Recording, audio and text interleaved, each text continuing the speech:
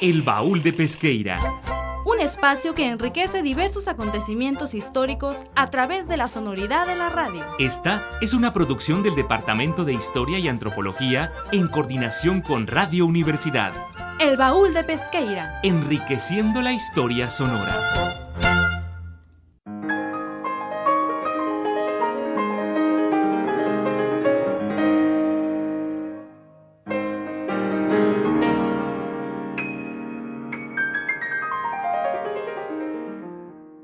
Buenas tardes tengan todos ustedes radioescuchas. El día de hoy traemos un programa especial por el 8 de marzo, Día Internacional de la Mujer. El tema de hoy es poetas mexicanas. La música que nos acompañará a lo largo del programa fue compuesta por la estadounidense Amy Beach y Sofía Gubidulina, de nacionalidad rusa. Empezaremos con Luis Soto Ruán, que nos presentará a Sor Juana Inés de la Cruz. El séptimo arte, la literatura, la música y toda expresión artística y cultural también son historia. Y siempre serán motivo de recomendación en La Rosa de los Vientos.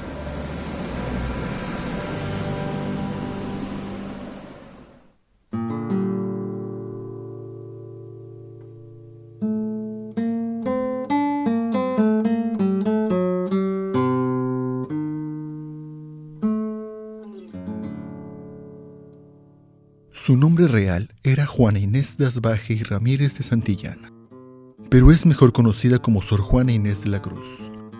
Nació en San Miguel de Nepantla, en el Reino de México, en 1651. Fue una niña prodigio. Aprendió a leer y escribir a los 3 años de edad. En 1659 se trasladó con su familia a la Ciudad de México. Admirada por su talento y precocidad, a los 14 fue dama de honor de Leonor Carreto, esposa del virrey Antonio Sebastián de Toledo. Apadrinada por los marqueses de Mancera, brilló en la corte virreinal de Nueva España por su erudición, su viva inteligencia y su habilidad versificadora. Pese a la fama que gozaba, en 1667 ingresó en un convento de las Carmelitas Descalzas de México y permaneció en él 4 meses, al cabo de los cuales lo abandonó por problemas de salud. 2 años más tarde entró en un convento de la Orden de San Jerónimo, esta vez definitivamente. Dada su escasa vocación religiosa, parece que Sor Juana Inés de la Cruz prefirió el convento al matrimonio para seguir gozando de sus aficiones intelectuales. Abro comillas. Vivir sola. No tener ocupación alguna obligatoria que embarazase la libertad de mi estudio, ni rumor de comunidad que impidiese el sosegado silencio de mis libros. Cierro comillas. En el convento donde vivió lo que le quedaba de vida, Sor Juana Inés de la Cruz hizo oficios de contadora y archivista, pero, más que nada, se dedicó al estudio y a la escritura. Llegó a poseer más de 4,000 volúmenes, instrumentos musicales, mapas y aparatos de medición, y a tener conocimientos profundos de astronomía, matemáticas, lengua, filosofía, mitología, historia, teología, música, pintura y cocina, por citar solamente algunas de sus disciplinas favoritas. Murió mientras ayudaba a sus compañeras enfermeras durante la epidemia de cólera que asoló a la Nueva España en el año de 1695.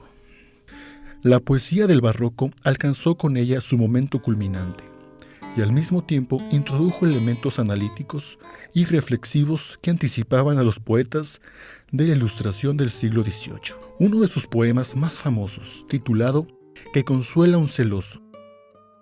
En este soneto, Sor Juana Inés de la Cruz expone la suerte que corre el amor cuando el celoso, movilizado por las pasiones que desde el inicio lo poseen, se deja arrastrar. Los celos que tenía por miedo a perder a su amada se transforman en la causa de perderla. Debemos recordar y tomar en cuenta que Sor Juana era defensora de los derechos de las mujeres. Teóricamente, es probable que este poema lo escribió por una mala pasión en su vida, o fue testigo de una pareja conocidos de ella. Surge la pregunta, ¿qué es el amor? Las respuestas varían, pero quizá la más aceptada es que el amor es cuando quieres a alguien a pesar de sus defectos.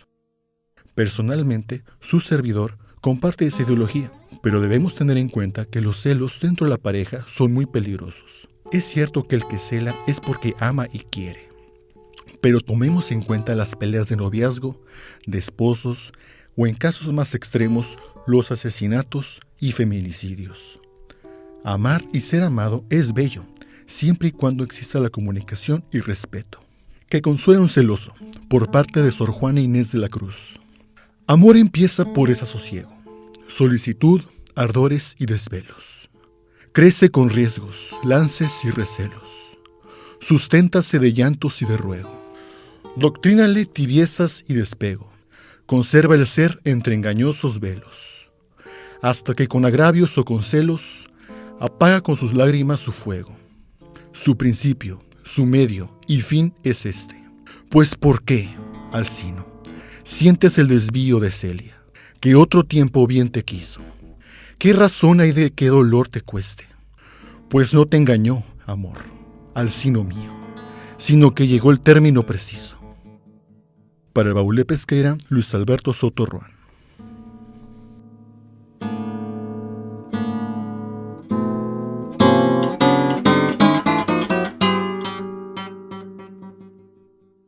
A continuación está Silvia Puga con la poetisa Pita Amor.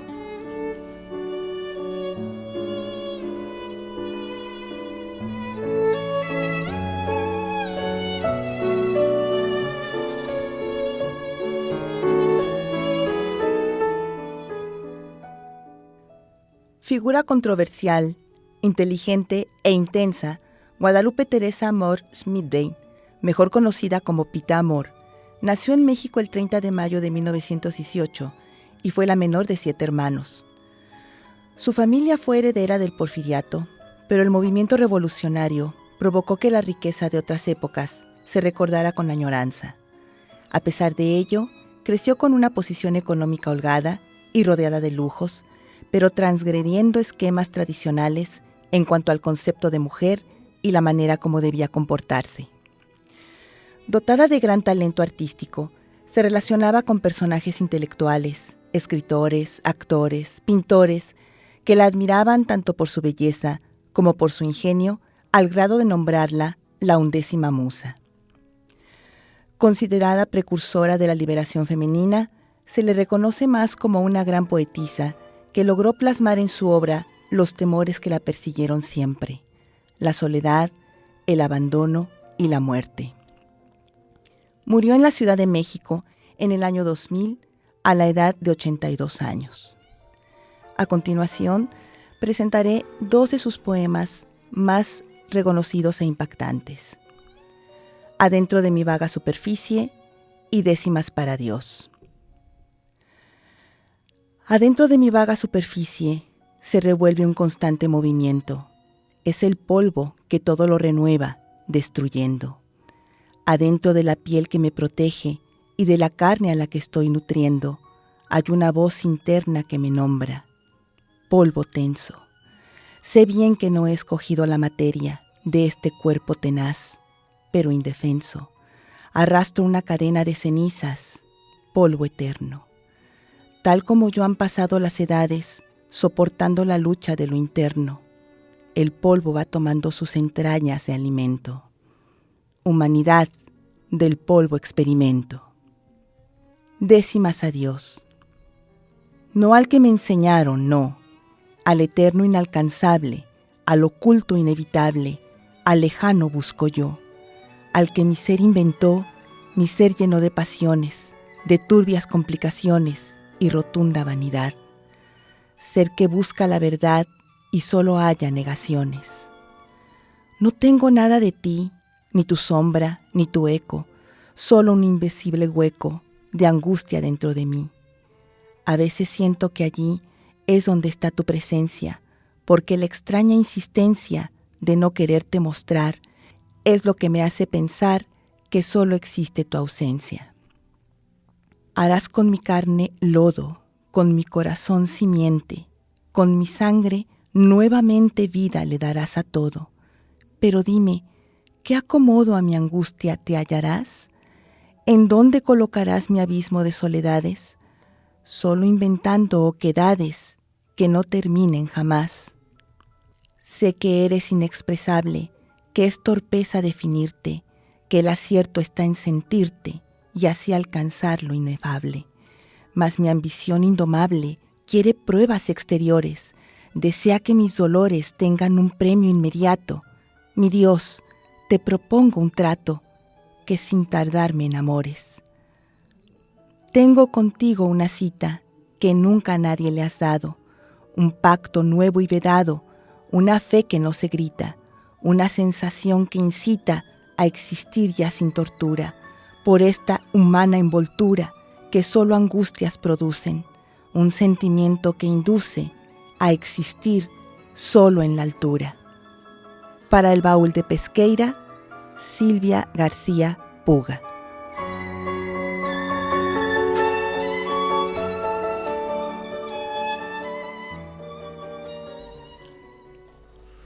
Después, Alejandra Naranjo nos hablará de Beatriz Carlota Portugal.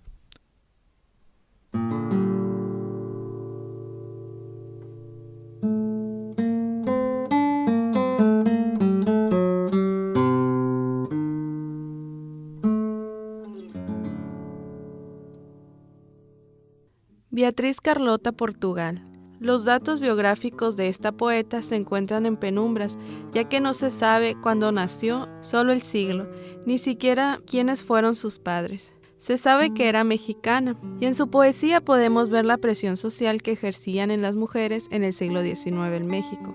Este poema se titula La cautiva, y dice lo siguiente: El sol en las cumbres oculta sus rayos, y el mundo entre sombras envuélvese ya. Los pobres pastores reposan felices, y en lecho de aromas se agita el sultán. Se agita más vive Gonzalo en su patria, que lejos no llora su amor y su hogar. No arrastra cautivo pesadas cadenas, y escucha entre goces las horas cruzar. Mas hay yo entre sedas y flores cautiva, de calma un momento no logro tener. En este fragmento podemos ver la insatisfacción de la mujer al no poder contar con las libertades del hombre. Aún teniendo una vida de lujos, no compensaba el paso de los días encerrada en su hogar y atendiendo a su esposo. Como lo expresa Andrea Gallardo Farías, la mujer del siglo XIX sufría discriminaciones del tipo político, económico, educativo y jurídico, consideradas como menos ante la ley, dependientes del marido o del padre. Y el poema sigue. Y lejos suspiro de padres que amantes, en lecho de amores me dieron al ser. Apuestos palacios, sus púrpuras y oros, sus fuentes de aromas, sus perlas de Ofir. Trocada dichosa por una chocilla del pueblo bendito, do humilde nací. Todo esto yo diera por una sonrisa del labio materno que a orar me enseñó. Y el centro del mundo también tocaría, si oyera de padre dichoso la voz. Sufrir las caricias de un hombre no amado, ante él la sonrisa eterna fingir. Aquí vemos el sometimiento que tenía la mujer hacia el compromiso arreglado, donde no importaban los sentimientos, sino el beneficio económico que se podría obtener. Y sigue. Ay Dios, cuánto llora el alma que sufre, tormentos horribles, tormentos sin fin. El regio tesoro que cubre mi cuerpo, por un triste harapo quisiera cambiar, y al culto de ese hombre por un solo beso del ser adorado que causa mi afán. Ay triste belleza, funesto presente, oh cielo me diste propicio nacer. Un don de tormento me fue la hermosura, por ella gimiendo cautiva me ves. Amor, haz que horribles me miren, que en odio se cambie su fervido amor, y vuelva yo libre, feliz a mi patria, y al seno materno que hiere el dolor. En tierra extranjera la vida detesto, y aún antes que triste me deja oprimir. 1000 veces prefiero la muerte horrorosa, porque ella me salva del eterno sufrir. Dice así la tristísima cautiva, y pálida y gimiendo en tierra da, mas la vuelve a la vida y al tormento el beso ardiente del feroz sultán. Para el baúl de Pesqueira, Alejandra Naranjo.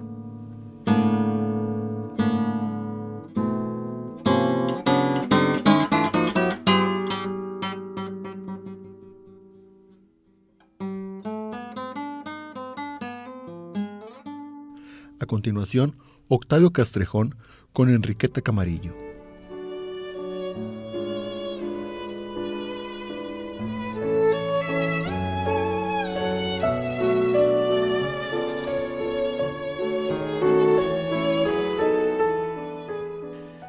María Enriqueta Camarillo y Roa de Pereira fue una poetisa mexicana del siglo XIX, contemporánea, novelista, cuentista y traductora mexicana de fama internacional. Los primeros años de su infancia transcurrieron en su ciudad natal, donde disfrutaba de dar paseos por las fincas naranjeras, bañándose en los arroyos y las pozas de la Marina y Suchiapan. Además gustaba de cultivar flores, beber leche recién ordeñada y criar gallinas. Cuando ya era una escritora famosa, escribió un libro con sus memorias de la infancia. Comenzó a escribir y a dibujar a los 6 años. Heredaba de su madre y de su familia materna el talento literario y de su padre un gran amor y una verdadera pasión por la música.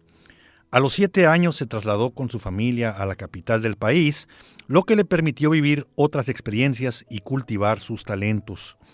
En la capital, ingresó en el Conservatorio Nacional en el año de 1887 para cursar la carrera de pianista. En 1895 recibe el diploma de maestra de piano y desde entonces dio conciertos, audiciones, clases de música y compuso algunas piezas musicales, aunque siempre prefirió dedicarse a la escritura. En 1894 hace su entrada al mundo literario bajo el seudónimo de Iván Mosowski, con el que publica sus 2 primeros poemas. Al año siguiente empezaría a ser conocida para las letras hispánicas como María Enriqueta, única figura femenina reconocida como escritora por sus contemporáneos en pleno auge del modernismo hispanoamericano. Desde los 22 años comenzó a colaborar en las revistas y periódicos más importantes de México en su época. El 7 de mayo de 1898 se casó con el historiador Carlos Pereira y no tuvieron hijos. Sus primeros años de casados los vivieron en la capital del país y durante ellos María Enriqueta publicó sus primeros libros que contenían poemas que le hicieron famosa. A principios de 1912 elaboró una serie de libros de lectura para las escuelas primarias, a la que tituló Rosas de la Infancia. Publicada en 1914, esta colección fue implementada por la Secretaría de Educación Pública como libro de texto para todas las escuelas primarias del país. Varias generaciones de mexicanos se acercaron a la literatura en sus páginas. Para todos ellos, el nombre de María Enriqueta es inolvidable.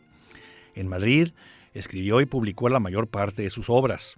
Varias novelas, una de las cuales, El Secreto, ganó un premio en 1922 como la mejor novela extranjera. Un volumen de memorias, varios de poesía y algunos cuentos para niños. Algunos de sus libros llevan ilustraciones hechas también por ella. María Enriqueta fue en su época una de las escritoras mexicanas más leídas en muchos países. Sus libros se tradujeron al francés, al portugués y al italiano. Después de que murió su esposo en 1942, María Enriqueta pensó en regresar a su patria y volvió en 1948. A su llegada a México tras 35 años de ausencia, la ya anciana María Enriqueta Camarillo se vio rodeada de múltiples muestras de admiración y reconocimiento por parte de sus compatriotas. Instalada en la Ciudad de México, volvió a publicar sus colaboraciones periodísticas en diferentes medios de comunicación de su país natal, como El Informador de Guadalajara y El Heraldo de Chihuahua. Además, comenzó a colaborar con periódicos y revistas estadounidenses de lengua española, como La Prensa en San Antonio, Texas, y La Opinión de Los Ángeles, California.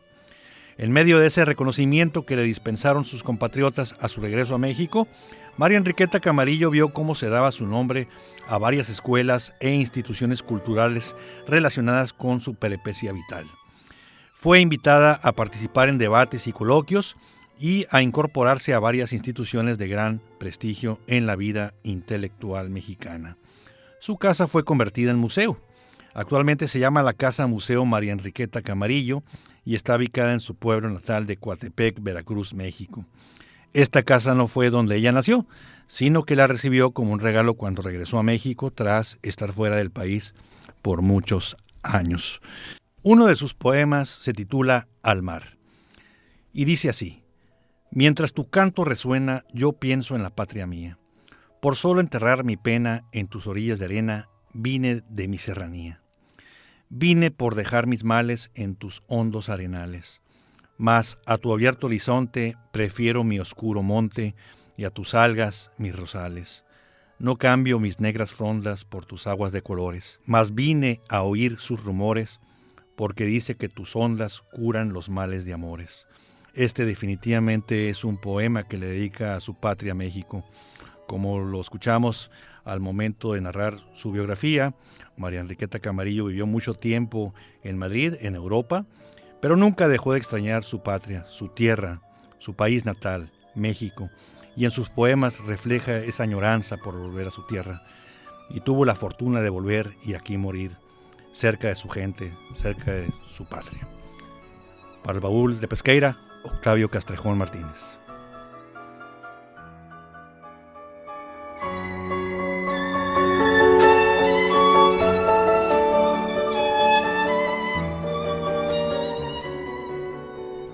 Después, Jorge Lares nos hablará de Concha Urquiza.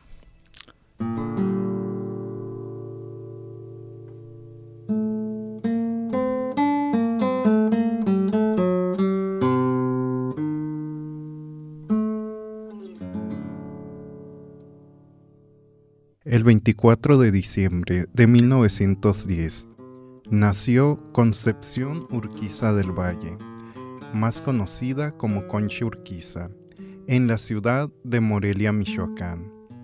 Su padre murió cuando ella apenas tenía 2 años de edad, por lo que su madre decide trasladarse junto a sus 3 hijos, María Luisa, Luis y Concepción, a la Ciudad de México.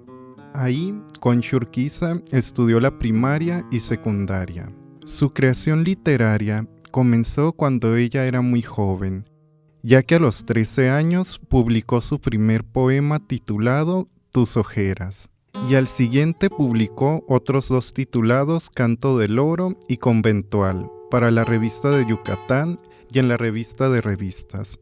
Después continuaría publicando poemas en otras publicaciones y haría amistad con poetas de vanguardia como los estridentistas. Cuando contaba con 18 años, en 1928, se fue a vivir a Estados Unidos, donde trabajó para la compañía cinematográfica MGM.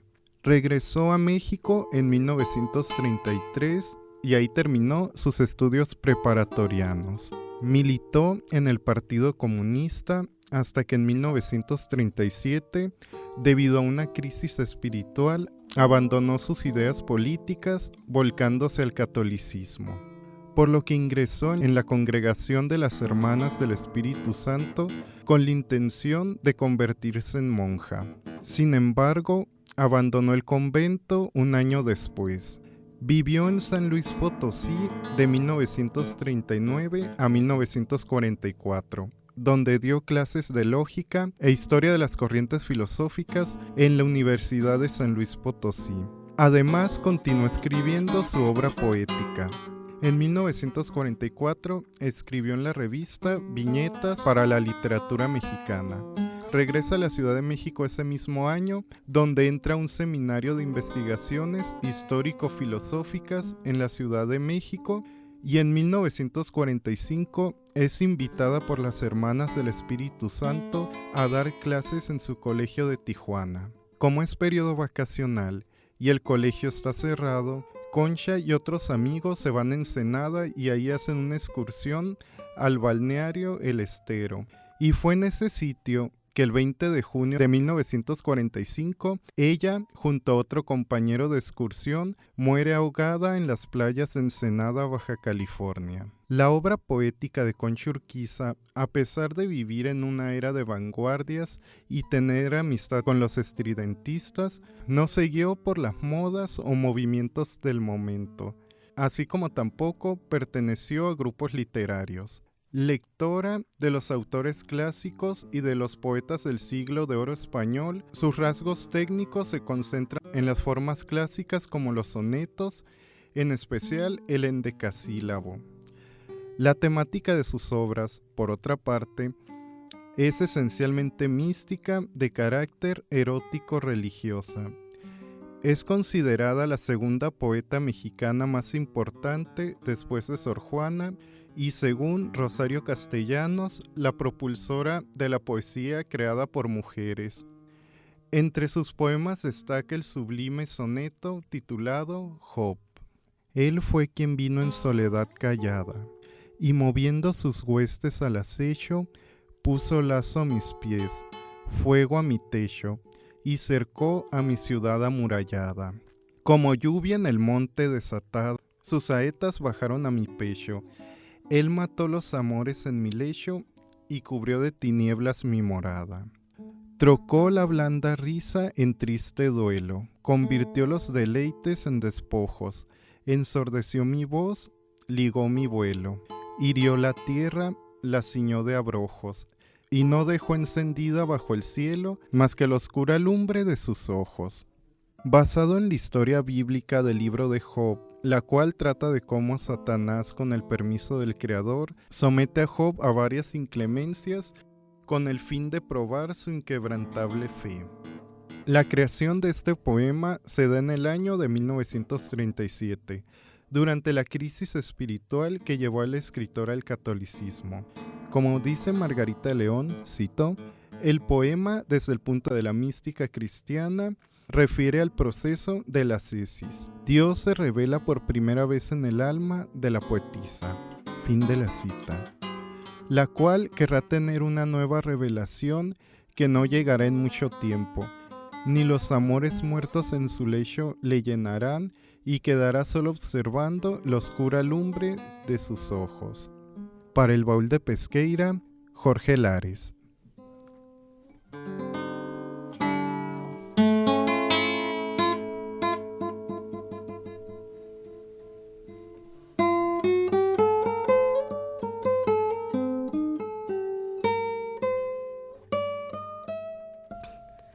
Gracias por sintonizarnos en su programa El Baúl de Pesqueira, enriqueciendo la historia en Sonora. No olviden escucharnos todos los martes a las 5:30 de la tarde por Radio Universidad. Se despide de ustedes Alejandra Naranjo. Que tengan bonita tarde. Por hoy, el Baúl de Pesqueira ha cerrado un programa más. Te invitamos a escuchar un encuentro entre el pasado y el presente de Sonora en la próxima emisión. Esta fue una producción del Departamento de Historia y Antropología en coordinación con Radio Universidad. El Baúl de Pesqueira. Enriqueciendo la historia sonora.